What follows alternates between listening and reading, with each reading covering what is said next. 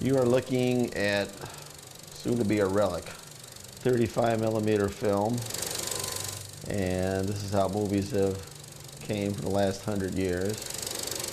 So Hollywood said no more. With technology going to the digital age, Hollywood is no exception. Movie studios are looking to save money on how it prints and distributes the blockbuster movies we see on the big screen. For just one print of a 35 millimeter film, it costs the movie studios about $1,500 to print and ship it to movie theaters around the globe. The new digital copies are a lot cheaper, taking the cost from $1,500 to about $150.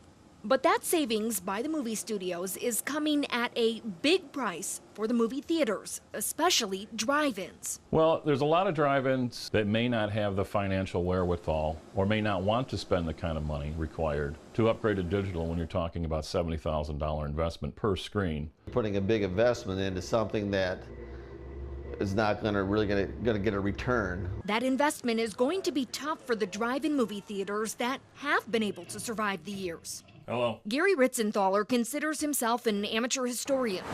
He says Michigan once boasted about 130 drive-ins. Now the count is down to about 8 around the entire state, including the US 23 drive-in in Mundy Township. The investment needed for theaters to switch from 35 millimeter to digital could cut the number of existing theaters even lower. There's the numbers we have to crunch to see if the investment is worth it. You know, that's close to almost, $250,000.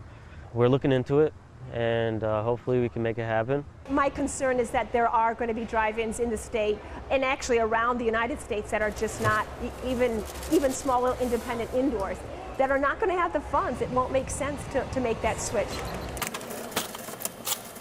But at least one drive-in theater here in Michigan believes the big investment to change is worth it. They are the owners of the Capri Drive-In in Coldwater, Michigan. The Capri Drive-In is owned by Tom and Sue Magokes. It's been in the Magokes family for 48 years.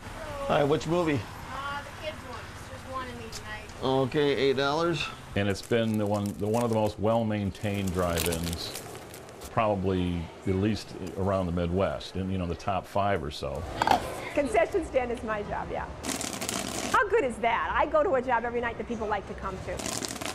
A job Sue and Tom Magokes have devoted their lives to, and now they're giving up even more in order to keep the theater going. We had a lake house. That was our house, our first home, and we weren't using it. Susan, it doesn't make sense. We can sell that and still have a job, still have a business. It's something they just can't walk away from.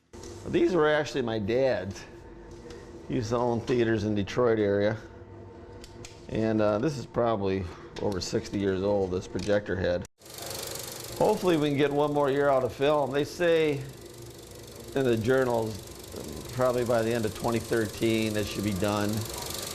They called us a hidden treasure, and already people come from Detroit, Ann Arbor, Fort Wayne, Chicago, and we're a destination. Why? Because there's no drive-ins left in these big cities, or if they are, they're not like this. People say when they enter this drive-in, it's like they've been taken back into like the 60s, 50s, 60s. I mean, I think it's a unique experience, so I hope that some are able to survive, but economy makes it difficult, I'm sure. In Coldwater, Lori Dugavito, ABC 12 News.